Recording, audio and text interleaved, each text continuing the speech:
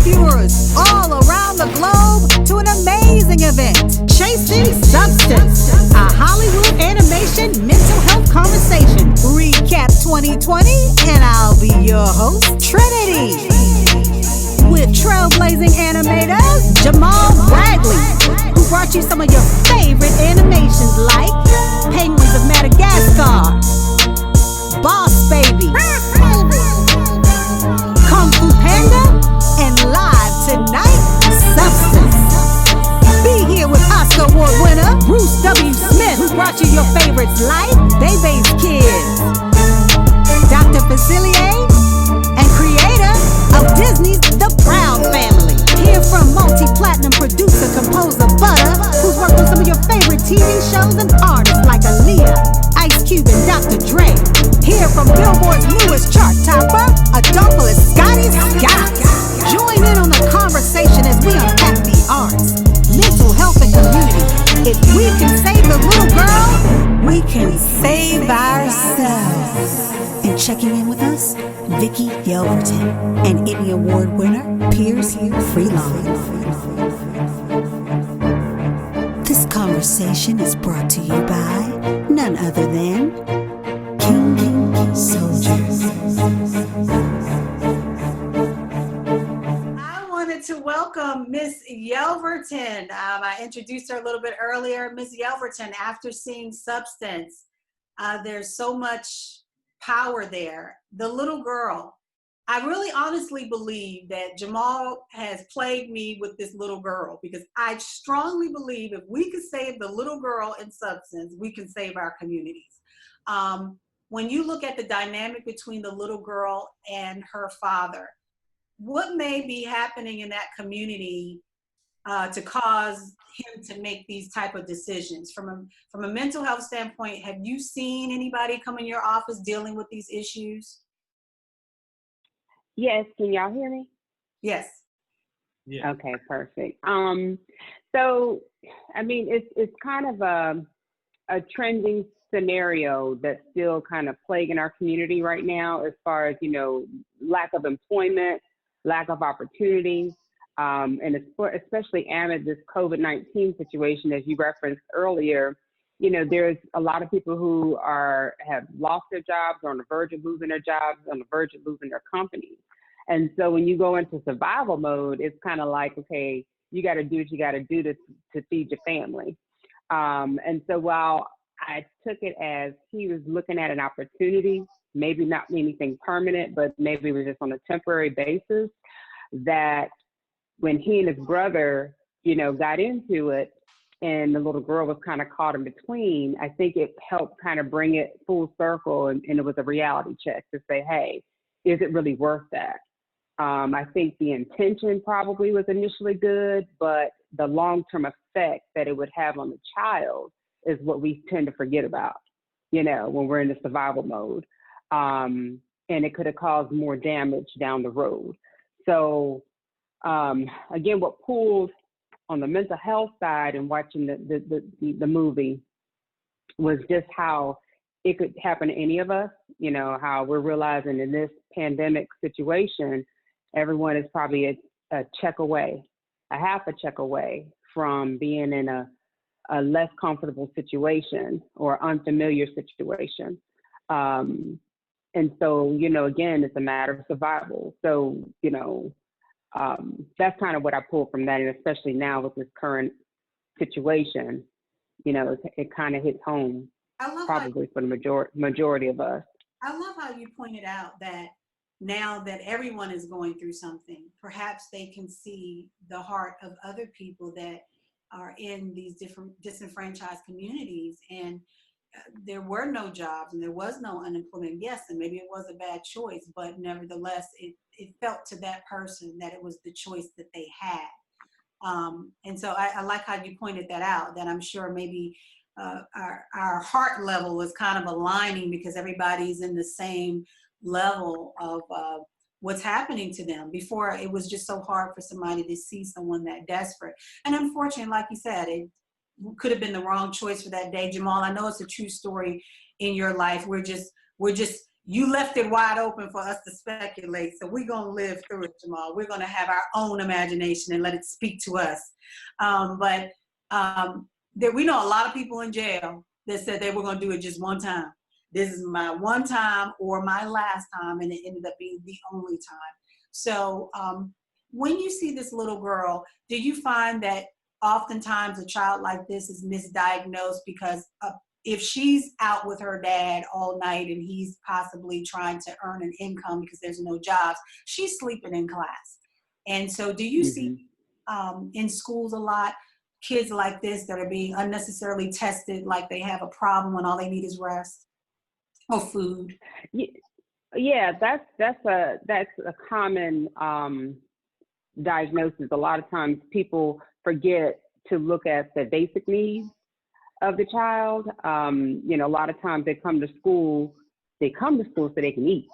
You know, and unfortunately they come to school so they can sleep because they may not get rest at home, not just because he was up all night doing whatever, but it could be a domestic violence situation at the home. It could be an abusive situation for the child. So there's so many different scenarios that play into that. But with substance, you know, again, it could have been because dad was out dealing, or, you know, again, the friction between the dad and the brother that can, you know, we forget that the children take on the stress that we're trying to hide from them.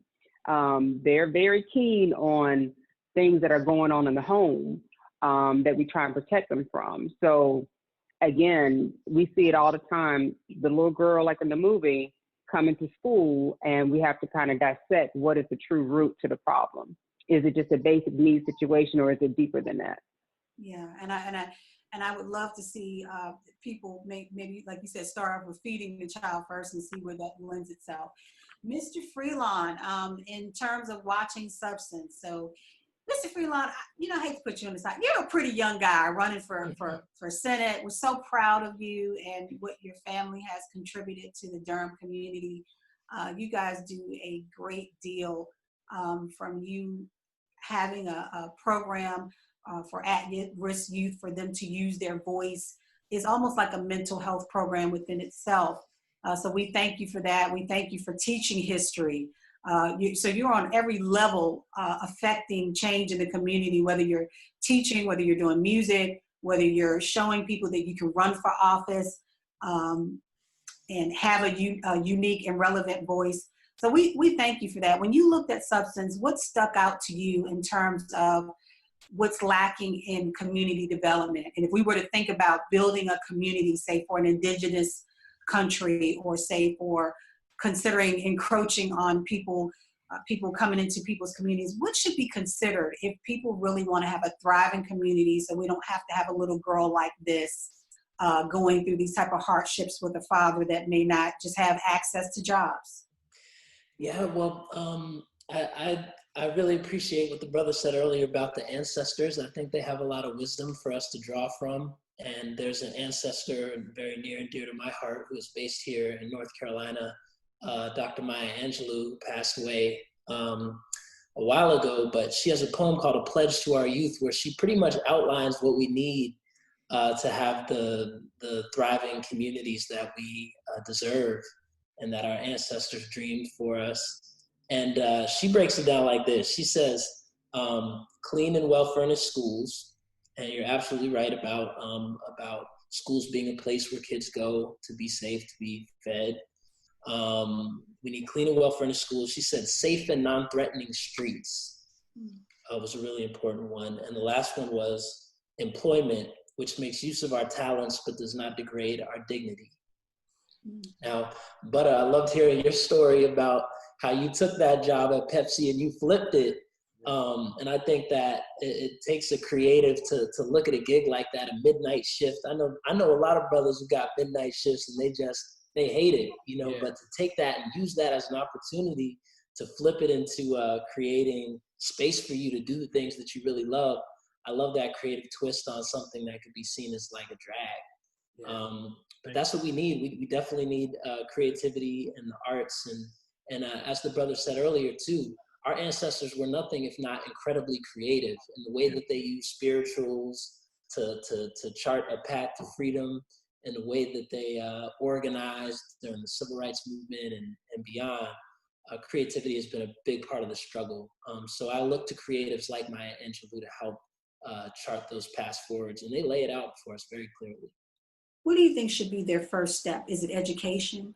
Is it getting that first job? Is it a certain book? What's the thought process?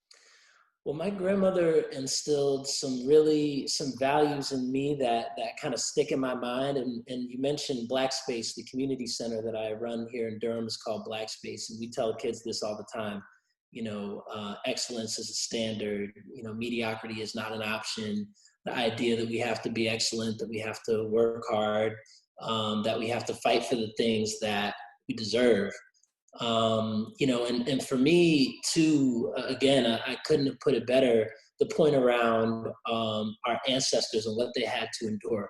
For me, that is a big source of strength, because when I look at the hurdles that Black folks or Indigenous folks, marginalized people in this country and abroad have to deal with, I think about it in the context of what my ancestors had to do, from the slave catchers to the slave ships, to the hoses and the dogs.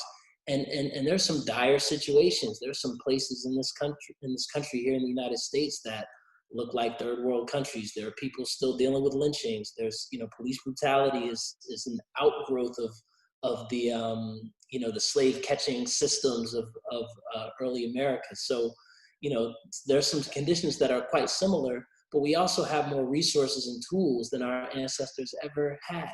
Mm-hmm. And that knowledge and that remembrance, there's this West African word, Sankofa. It means you need to look back to move forward. I think remembering what our ancestors went through is a source of strength when we think about what our obligations and responsibilities to move forward are. And I think that, it comes down to education. It comes down to, sometimes there aren't jobs available, living wage jobs. You're working at McDonald's, but guess what? You could put in 60 hours a week and you wouldn't be able to have the type of living wage that you would need to provide for your family and provide for yourself. So we need to fight, just like our ancestors did. We need to pool our community resources. We need to, there's a myriad of policy changes, which is one of the reasons why I run for office, is to see what we can do at the policy level to level the playing field. But, politicians respond to the people. So we need to stand up and rise up and claim what we need. So, Bruce, it sounds like you can run for Senate. You know what I'm saying? You can switch that over. Mr. Freelon, he's all over the place. Jamaal, you guys running for office? No, but I make a joke. I think all of you, whatever positions we're all in, it's great to see everybody occupying. And one of the things that Bruce said that was amazing to me was having to say no, working so hard, like Mr. Bradley talked about in another talk that we had, just being good enough that when you speak, you can have an opinion, because you need to work that position before you start complaining so that people will possibly listen. Scottie, you're a young man and you have a family, you're married with 3 children. There's not a lot of people your age, getting married anymore and building a family or building a legacy. With your type of voice, most people go in artist mode. Hey, I'm going to be a superstar. I don't need no wife. I'm going to bling bling out. What made your choice a little bit different? Like, what is it about your singing career that you're taking a different path? It definitely has a lot to do with my upbringing. What I saw every day. I grew up in a household with a mom and dad, and the type of music that we listened to, it was always like positive, uplifting, new, fresh type stuff. So, let's stop right there. You said positive, uplifting, fresh. Do you find that we're just throwing anything on in front of kids now? Do you think that has an effect? Music, whether people know it or not, has power. It really does. If it is just sitting there and resonating over the house or wherever you are, if it's talking about things, like, I don't know, like, because I don't even listen to this type of music, but it could be in any genre, like just negative things, like, I don't know, selling drugs, or just always dealing like a lot of women, or partying like very, very hard, or that's all that you want to do, or just being sad. Every song is a sad song about heartbreak and depression. It's like, man, like, give me something that is gonna give me a smile. Yeah. Um, Yeah. yeah, listening to that music all the time, like, it just, it definitely has power, and it has a huge amount of influence It over is your so emotions. true. It's so true. Like I spoke at Central, and I had a bout with depression. And later on in the show, we'll hear how, I thought to take my life, which is why I always say, please hold on, reach higher, and reach back, because it does get better. But at the time, it just felt like everything was closing in on me, which is a lie, but it felt that way. So I had to look at what you're talking about, what I'm listening to, what I'm looking at. And so I shared with the college there that, you can't listen to stuff that's cursing you out in the morning and expect to have a good day. I just, scientifically, they've proven that plants wilt. Ms. Yelverton, can you speak to what Scottie has pointed out in terms of when people are going through hardships, the type of things they're looking at and listening to, what kind of effect does that have on them? Like Scottie mentioned, I mean, music has power, words have power. So if it gets inside your psyche, Dr. Chapman often preaches and teaches us, again, as a man thinketh, so is he. So, if you keep putting that type of energy in, then that's maybe the energy you'll put out, and there's a balance. I'm not saying to not listen to it, I think all of it is art and has its place, but I think that it's within balance. And as young kids, they're not able to decipher between the two at times. Mm-hmm. So that's why we as parents have to instill values and have to help them to determine, okay, this isn't appropriate, this is appropriate, when they get old enough to be able to process what they're saying. I often challenge my boys, and I say, they sing in Cardi B or whatever, and I'm like, okay, what does she mean? What's she talking about? Yeah. They give me the clean version. I know they know what she's talking about, but, again, it's about balance. Yeah, and I think Scottie, and I think Yelverton, all of us, we've been there. Like Jamaal says, we've known people in Black, and we've been the people doing stuff. I mean, hey, Bud and I, we were doing, working with Dr. Dre and Ice Cube. But at some point we grow, and just having the opportunity to grow and realize that we can express things a little bit differently. Maybe I don't need 12 curse words. Maybe I can just expand my vocabulary a little bit. I mean, it's just, sometimes it's even funner. Mr. Freelon, you did a TED Talk about the program where you went around the country. Tell us a little bit about that association with music and people that weren't as knowledgeable about beat making, in which you learned about their culture. Yeah, well, Beat Making Lab was an exceptional experiment. It started as a class at UNC. We were teaching the music department, and we ended up traveling the world from Panama, Senegal, Fiji, Ethiopia. And the thing that struck me, I mean, it sounds super cliche, but, music is really a universal language. We were in countries where, the food is different, the hemisphere, the time zone, the social economic income, the culture is just completely different. But we found ways through music to find, some synergy and some vibration that was common. And hip hop is this wonderful cultural explosion that came out of the Bronx and has traveled everywhere around the world. And everywhere we went, there are kids rapping in their native tongue. And everywhere we went, we heard them rapping about social issues. It wasn't the glorification of, violence and drugs that we see so often here in the United States. Almost everywhere we went, it was conscious emceeing coming out of the bars of these young, hungry, talented artists. And the absence of the industry there created a lane for them to really, to put their pain in perspective on wax, digital wax, but and to me, I think that's one of the beautiful aspects of hip hop culture, and as it's traveled the globe, is it's been a platform for some of the most marginalized people in the world to speak their truth.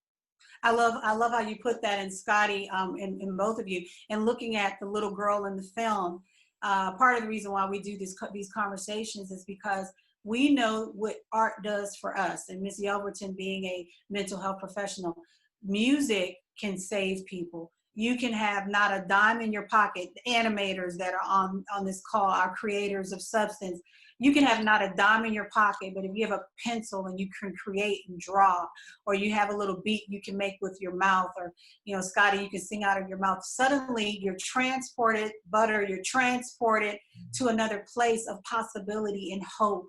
And for you, Scottie, being a gospel artist, but you love all genres of music, how do you find that gospel helps to heal, and do you see it as something that people can reach for right now during the COVID-19 time?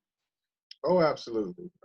During this time, it's gospel, the genre of gospel or inspirational music is definitely a genre that people can listen to and reach to for any type of uplifting, any type of words or messages that can get them through the tough time. There's so many messages, so many artists, like it's endless of who they can listen to.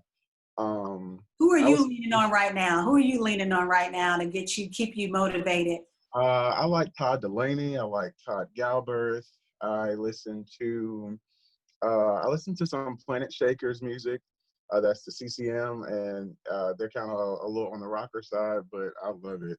Who else? I listen to some Kurt Franklin. I like Walls Group. Oh, Darryl Walls is a genius.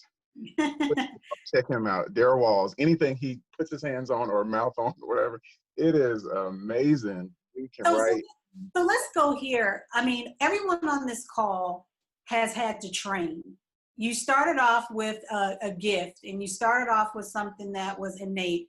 But I think, Scottie, when some people hear you, I mean, don't get me wrong, you have natural ability, but make no mistake about it, you actually went to school to sing. So what would you say to someone like the little girl in the film in terms of her future? Should she look towards an education, even if she has natural talent? Would you stir her to getting her education in the field she wants to go in? Absolutely. Okay. Whatever the gift or the talent is that you have or possess, if there is education available, which I'm sure most of the time, 99% of the time there is, you should invest in yourself and learn as much as you can about your gift so that you can be an all-around knowledgeable person of that gift. Yes, some talents and gifts come naturally, so it's like you don't have to learn how to do it, but you can learn the history. You can learn how to read about it. Like music, like sometimes I didn't know how to read music. When I would see it on paper, it was like, what is this? This is foreign. This is almost like Chinese. But because I went to school, it's like I understand what this is saying. So it just helped just give me an overall knowledge of so much. It opened my mind up about different genres. It gave me such an appreciation for like core music. I used to detest it. Got in school, love it. All because we were singing about our ancestors. We were singing the spirituals. Then we dived into why they even wrote the lyrics, and I found out that there's a guy named Adolphus, which is also my name. Wow. I was like, he's one of my favorite composers because the way he composes things is like in 5-part harmony, and it's like, but it's still core music. And I was like, oh, I could relate to this guy, and I would have never known that if I didn't go to school. So. And so it's not to deter anybody, like Bruce, for example. Bruce, I love your story. Are you back with us, Bruce? Bruce, are you somewhere with us? Jamaal? I'm here. Yep. Oh, hey, Bruce. Bruce, I love your story. I don't know if I would have survived college with what you went through.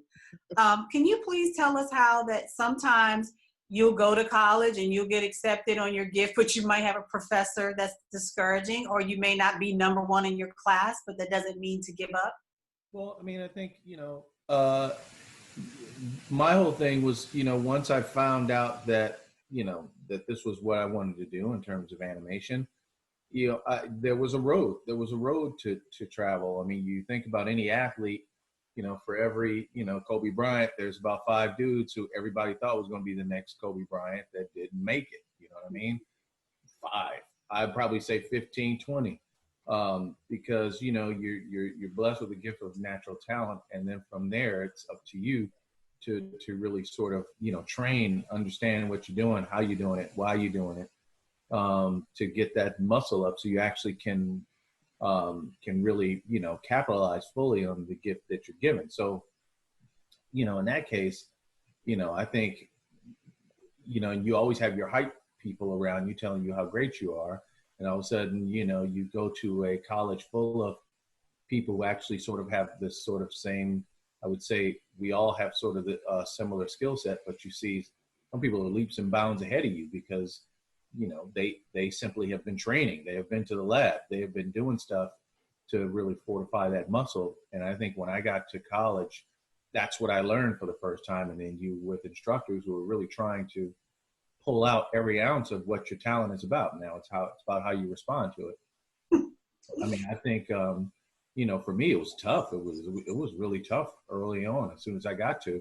And mind you, it's like, it's animation and people think it's just cartoonist animation, but this was like, you know, the Duke, you know, the college of, you know, you talk about basketball, Duke being sort of like the epicenter. You know, this was sort of like Cal Arts was kind of like that school for animators. So you had anybody and everybody who ended up being sort of legends in our business that sort of came out of that school. So you're learning from the top teachers in pretty much in the world that actually know this medium, that have worked in this medium and all of that. So you can either get intimidated, fold up your tent and go home, or you can respond to the challenge. You know, for me, it's like I didn't necessarily have a plan B. So I had to go full all into plan A and make it happen. And it was hard, man. It's like, you know, you talked about a teacher in one of our conversations that literally lit your paper on fire in front of the other straight up. And yeah, I mean, he was that teacher who would just take your projects. If he didn't like them, you know, he would trash them right there in class. And in my case, you know, one project of mine, he kind of turned upside down and told me it looked better. And then the next time I brought him a project, he just basically lit it on fire with a cigarette. So, you know, and here you are. How all this stuff works. Yeah, and here you are, an Oscar Award winner now, and you've created your own show where there wasn't African-American lead actors, where stories were around them. So I thank God for you for persevering, because we wouldn't have had Penny Proud had you given up because he burnt your paper up. Right. So some of you guys have to hang in there for the people coming behind you.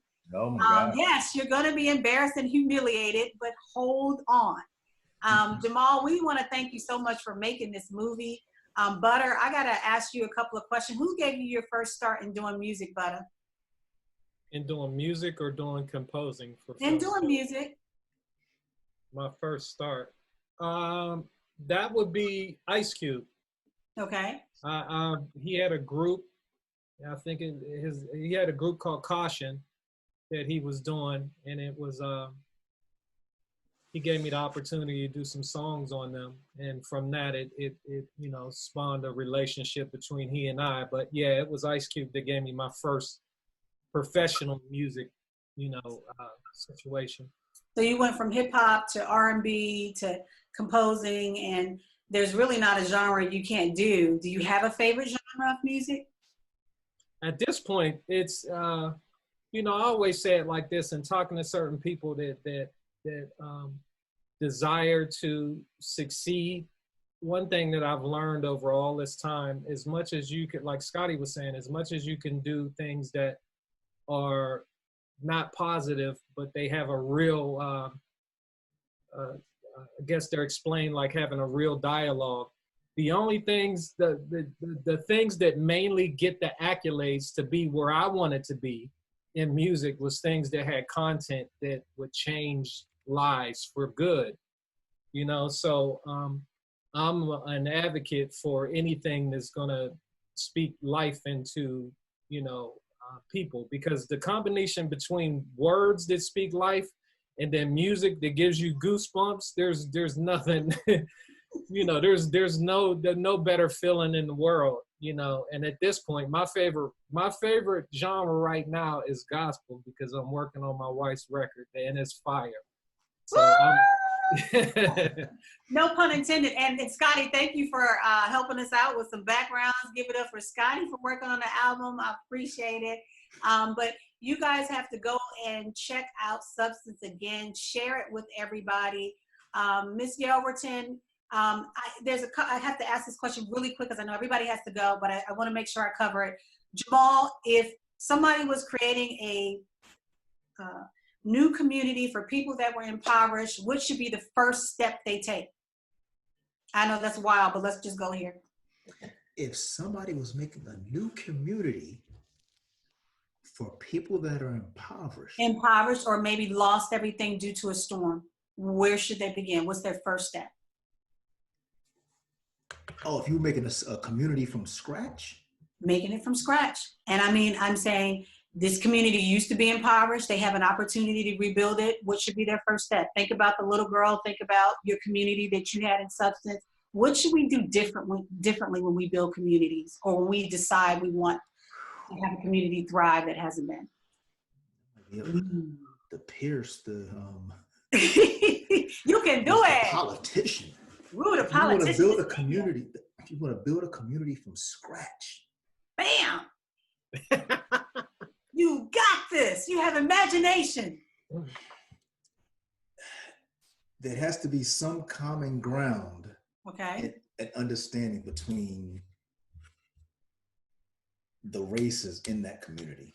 Okay. That's good. And forgive me if I don't think it can start with religion. Okay. I only say that because you start. I'm gonna let you slide because it's your movie, but I'll be back. The reason why you can't start with religion, because I wouldn't want to start a community with conflict. Okay. Religion has caused a lot of conflict and war. Okay. And by starting to talk about beliefs in the community, you might just already okay. Like, what's he talking about? It's just like, oh, let's come to a common ground. A common mutual respect. Mutual respect of how we get food, how we share the money, how do we get. How you get the money? See. Taking too long. I'll take the five of the strongest dudes. 5 of the strongest dudes, and we just go rob a couple banks, and that's how we start to finance that community. That's how you start first, you know? Okay, this is not the animation version. This is real life version. Just saying. That's what I'm trying to say. I know, you guys are animation version. Come back. Okay, Jamaal, I got it. That was the basics. It's the basics. You have to come to a common understanding of how do you get the basics. The basics. And then expand from there. Okay, Bruce, let's build on top of that. You're rebuilding. It may have been a climate storm. You know, North Carolina was hit really hard with storms. You got people that have lost everything in Florida. Where should people begin to build a community that's going to thrive? It may have been impoverished at one point, but now we have another opportunity. What should be our first step? Oh, man. No, I mean, I was all kidding aside. I mean, that is a very tough question. I don't even think I'm smart enough to even come up with the very first thing that you have to do. No, you got the second thing. Jamaal just did the first one. Build on top of his. Let's build the community together right now.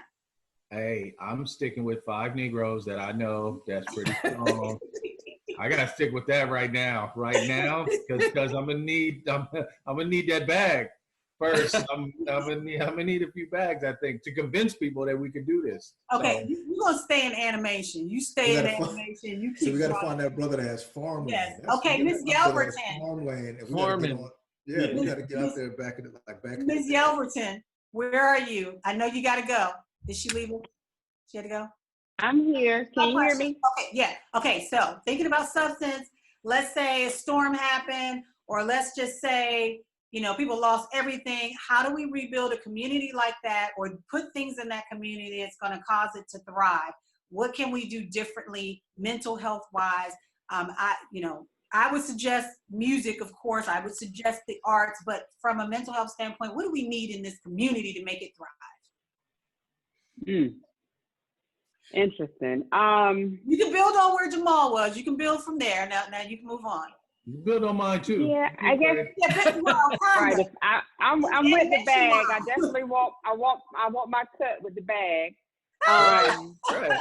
You people in the bag. But I mean, I'm gonna take a step back. I think there has to be a level of structure. Okay. Because if you start in a community, you can't have a bunch of chaos. So it has to be some level of order.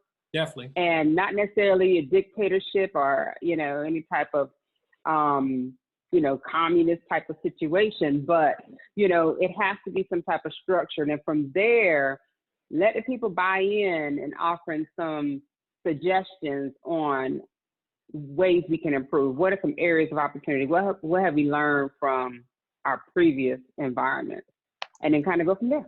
I love that. What have we learned? So if it wasn't working before, don't rebuild that. Maybe we could look at something else. Butter, now I know you do animation too, so I want you to talk reality. Building on top of looking to our history, what wasn't working, how can we build on it? Jamaal says have respect of the races. So Bruce, I'm going to go to your better half, your better self from the earlier part of the conversation when you talked about everybody having a voice and respecting the voice. We'll do that one. Now, Butter, build from there. I think if it started off and it was fresh, a fresh, clean slate, if everybody got the same amount of land. Oh, okay. Was able to do, each person could do whatever they want to do with their land. That's on them. But whoever worked their land the way they're supposed to work it, and if they benefit from it, it's on them. But let's start out with land first. Everybody got the same amount of land. And respecting the boundaries on that land. Okay, so we won't talk about encroachments right now. That'll be a whole nother conversation. Okay, Scottie, you've got some stuff to build on now. So now we've got respect to the races. We've got looking back at what didn't work. We've got everybody's voices. Butter talk about land. What would be building on top to me? Mr. Freelon, I'm coming to you last, right? Our politician. You got to give us that stuff. Okay, go ahead, Scottie. So we definitely need to have land that's dedicated for this awesome school with effective teachers and awesome outlets for these kids to express themselves how they need to be expressed. But definitely Vickie said exactly what I was going to say. And Butter, as far as having everyone to have this unique way to give their opinion and actually, see their opinion manifest. But on top of that, for the next generation that's coming after the people that, there's going to be people that are in their 70s and 80s that will eventually pass away. But, we're trying to build it up for the next generation. So let's get that school, that awesome, amazing school that hopefully will have some money where they can, get some things done and have awesome opportunities. Sounds good, because it sounds like you had an amazing school because you were very interested and you already could sing. So if they kept your interest, it must have had good teachers. School. I actually did. I loved high school. I loved college. Those are my best, funnest days. And then I got married. So then, that changed. Okay, so Mr. Freelon, the politician, now giving kudos to your father who did build that amazing building that represents the voices of our history and our people in Washington, D.C. I say the museum incorrectly, forgive me guys. Please say the name of our museum in Washington, D.C. for me. It's the Smithsonian National Museum of African American History and Culture.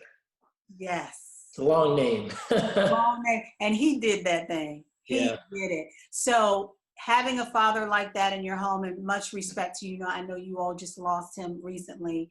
I'm sure he's taught you some things about what helps to shape a community and how a community should look like the people that live there and the people that have a history there. So listening to all of our panelists try to make a better world based on substance and based on what if we had a community that needed to be built from scratch due to environmental shifts. What would you say needs to be the staple to have that community thrive? Can you talk? Yeah, well, I think everybody together, collectively, we just created a utopia. I mean, the respect, we got the bank right? From the homies that did the thing, okay?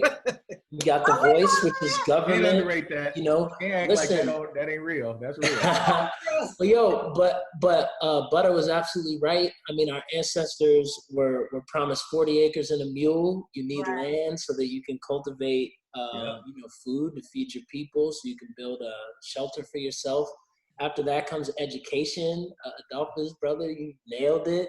And I think, the thing that binds us all together is the arts, because we need inspiring messages and ideas and innovative humans to chart this new path. We've already seen what the current situation produces. We need creatives to help us dream a new type of future. And I think the arts are the key to unlocking that cosmic imagination inside of all of us. So I think arts is the last piece that binds everything else we talked about. Yay! We built a beautiful community. We did it. We did it. So that's phenomenal. See, Jamaal, every time I talk to you in this movie Substance, I just can go on and on and on. But I want to ask everybody, what are you doing right now? What's happening? Scottie, what are we looking out for you other than working on my album? What have you got going on, Scottie? Actually, I have a #1 on Billboard. Thank you, Jesus. What is it? It's Keela Richardson, called So Good. I co-wrote that with another person. And it's been up there for 3 weeks now. Let's pray for 56 more weeks.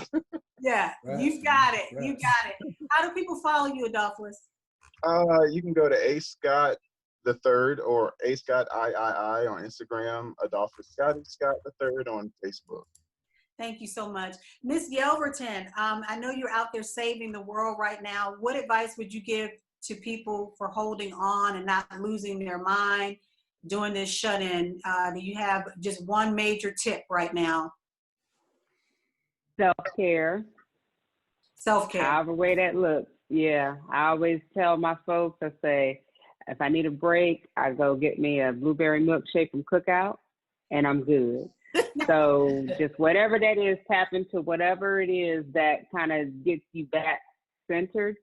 We have a lot of restrictions on us right now, so you can't really just go do what you would love to do, probably go fishing or go, to the beach, even though they're lifting that now. But anyway, I digress. But yeah, self-care, whatever that is.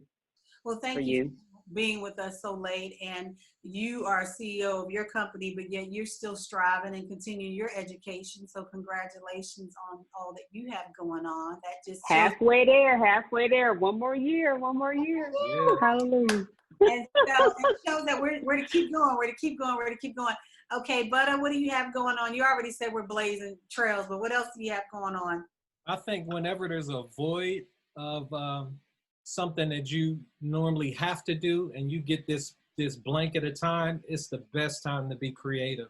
So I would say for anybody to unlock their inner creativity and just go. And mind you, people do way more with way less. That's my theory on anything. Anybody that knows me, I always say that. So saying that to say, even if you think your idea and your creativity is small, it's big to somebody else, but the world needs to see it. And then for the most part, once you allow it to flow, you'll never know what it can do unless you release it into the world. So unlock your inner creativity. Don't waste time. Your time is valuable. Mr. Freelon, now you've got I want to say this correctly. You actually have an animation yourself. Is it an Emmy Award winning one? Can you tell us a little bit about it? What are you working on now? Sure. It's not Emmy Award. We premiered at Tribeca last year and the year before in the animated shorts category. It's a short film called The History of White People in America. It should be coming out actually on July 4th this summer on PBS Digital. So we're excited about that. Now, is this a series or? Yeah, it's a series. We've got some funding from ITVS. We've done 3 episodes of what will become a 15-episode series. So Jamaal, Bruce, if y'all have any recommendations or places. It's really good too. Really good. Look to. Oh yeah, thank you. I'd love to send you an advanced link so you can check it out and give me your feedback. But we're looking for folks who could come help us fund the rest of the series. But right now we've got, with funding from ITBS, the first 3 episodes done, and those will be dropping on the 4th of July. Nice. Congrats. Fantastic. Yeah. Congratulations to you. And how's your mom with that jazz singing voice that she has? Dear Lord. Oh, mom's good. She's working in her garden and just enjoying being home with her grandbabies. So, you know, quarantining. She's doing good. So Bruce and Jamaal, if you ever need a jazz singer, that lady is Nancy Wilson down. Do you hear me? Yeah. Incredible. Okay. So where can we follow you, Mr. Almost? You were almost our senator. Are you going to run again? Are you going to run for? I'm staying connected with the political scene here, but you know, right now just focusing on the creative side. I'll be teaching a hip hop course at UNC in the fall, and just working on a history of white people and some other musical projects. But you can find me just my first and last name, Pierce Freelon. That's my Instagram, Facebook, and Twitter. Fantastic. Well, thank you everybody for joining us. Ms. Yelverton, how can people find you? Our website is. On my call right now. You doing classwork, Ms. Yelverton? I'm multitasking, honey. Multitasking. I'm going to school. I got projects. But yeah, you can look us up on www.yes, which is YS2HH.com. And we also have an Instagram page and a Facebook page. But I think if you just pull up Yelverton's enrichment services, it'll come up. Can people still reach out to you because I mean, you know, people are they're home closer than ever before. So I'm sure people are getting tense at the house. You have people available to talk people off the ledge? Oh yeah, we've been working virtually. The blessing is that the line of work we normally do is community-based or office-based. But with the pandemic going on, the state has approved us to do telehealth. So, which is actually, I mean, it's something that should have happened a long time ago. We've been using Zoom platform for a couple of years now with our Med Wellness Clinic. Sure. But now it's allowing people for us to meet them where they are. And especially with the kids being at home, you know, they've been out of school for a minute. And so we're able to provide a level of therapy for the kids and also a level of support for the parents. And so parents, please call therapy if you feel like you're going to snap out. Just please, there's support there. Even though you can't go to the office, you can call somebody. Please don't kill one another during this time. People, please love one another. That's how we're going to get through it. Love, make some homemade cards. We did a song called Live Every Day Like It's Christmas. If you got to trick your mind out during this time, you have to change your mindset so you can survive, and we will survive as long as we do it in love and together. So thanks everybody for being here. I appreciate all our professional creatives, our experts, our mental wellness people. Jamaal, thank you again for wearing me out with this substance movie. 5 minutes, 5 minutes, it just changes your life. And you know, what can we say about Bruce and Butter? You know, we look forward to all your other projects. So, you know, I'll be calling you to bug you about something else soon. So everybody hang in there and God bless you. All right. Thank you. Thank you. Good night. Thank you. All right, y'all. Y'all stay safe.